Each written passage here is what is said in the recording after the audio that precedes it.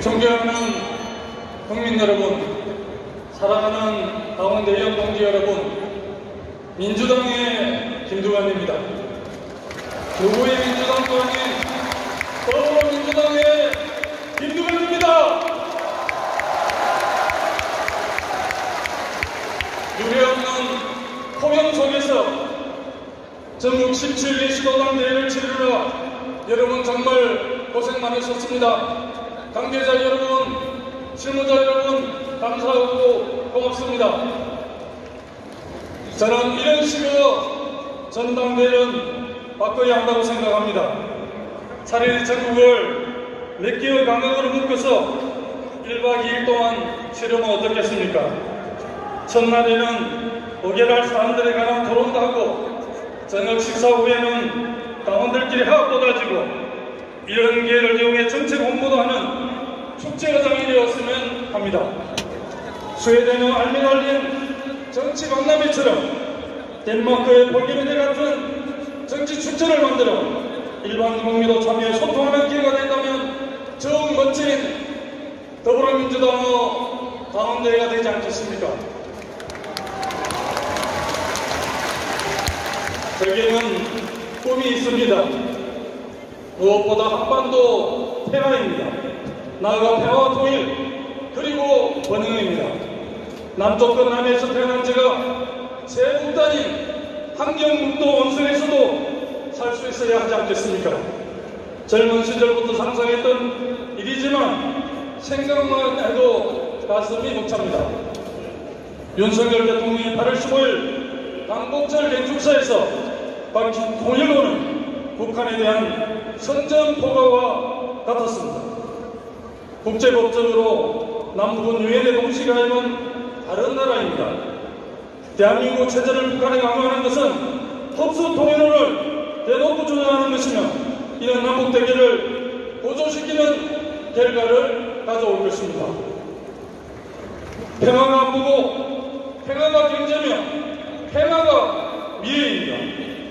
민주당의 유사인 평화를 개선하고 평화를 지키기 위해 우리 민주당이 앞장서야 합니다. 여러분과 함께 전쟁을 방지하고 평화를 관리하고 평화 정책의 길을 저 김두관이 확실하게 열겠습니다.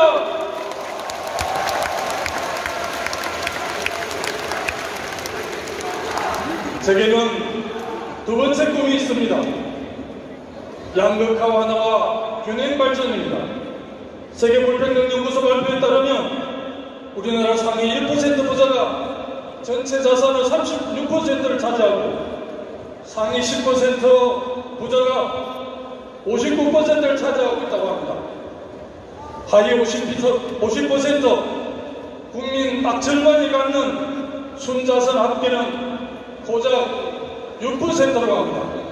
정말 대한민국은 양극화와 불평등을 극복하지 않으면 가난한 사람과 부자 두 개의 나라가 존재한다고 저는 생각을 합니다. 부동산 임대소득 등으로 부자들의 자산은 계속 불어날 게 뻔합니다. 임대료를 내고 대출을 갚으려고 일하는 사람들의 신세는 또 어떻습니까? 이쯤 되면 조선시대 소장농 신세와 크게 다르지 않습니다. 그나마 로봇과 AI 등으로 일자리마저 줄어들고 있습니다. 서울과 수도권으로 사람이 몰리는 이유는 무엇입니까? 정보와 사람, 돈, 기회가 수도권에 몰려있기 때문입니다. 이렇게 되면 토지와 자산으로 소득을 올리는 사람들의 이익은 커질 수밖에 없습니다. 서울이 5개가 되는 거듭될 메가시티로 다각체제를 완성하면 대한민국 지금보다 훨씬 다양한 경쟁력을 갖출 수 있습니다. 연방제 수준의 자치분권이 보장된 세계특별자치도는 중앙정부에 매이지 않고 창의적인 시도를 할 수 있습니다. 저 김두관이 지방분권과 균형발전의 기수가 확실하게 되겠습니다.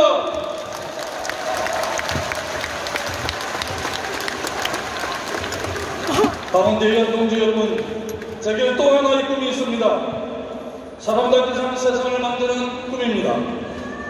사람답게 살 수 있는 사회가 되려면 인권, 평등, 자유 가치에 공정의 가치가 더해져야 합니다. 차이가 있더라도 수긍할 수 있어야 한다는 뜻입니다. 기본적인 사무질이 보장되는 나라, 누구나 기회를 잡을 수 있는 나라, 아무 대가가 실현되는 나라, 능력이 모자란 사람도 존중받는 나라, 실패한 사람도 재기할 수 있는 나라, 불공정에 분노하지 않아도 되는 나라, 미래에 대한 불안에 조급하지 않아도 되는 나라가 되어야 합니다. 이게 제가 꿈꾸는 대한민국 참다운 모습입니다.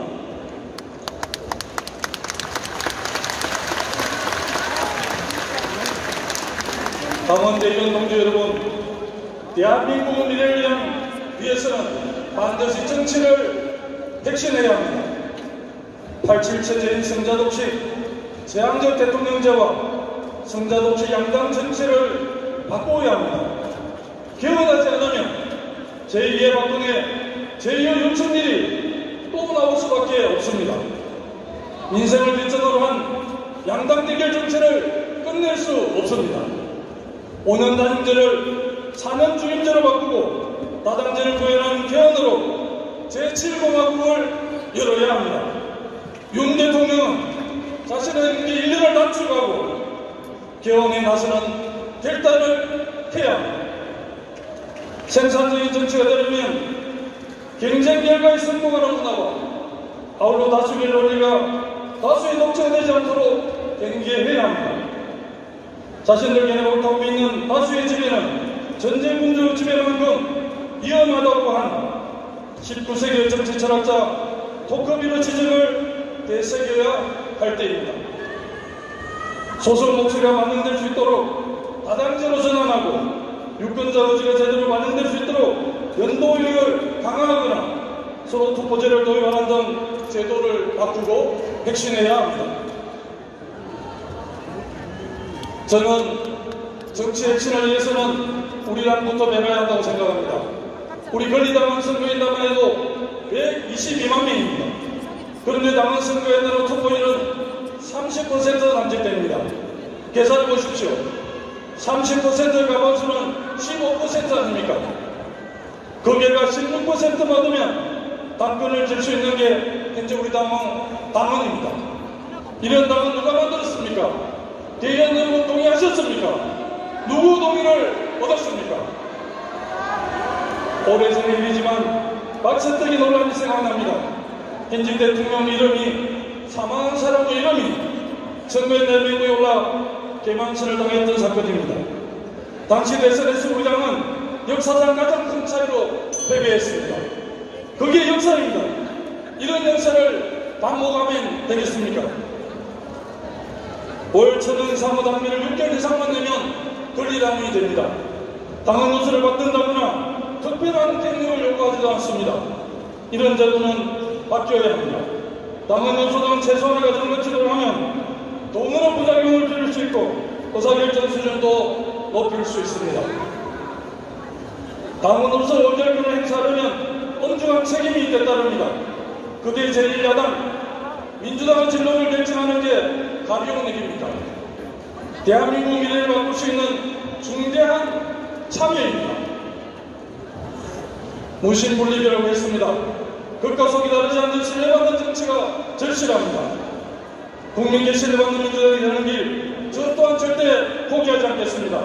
오직 대한민국 오로지 민주당 김두관 여러분과 함께 꼭 해내겠습니다.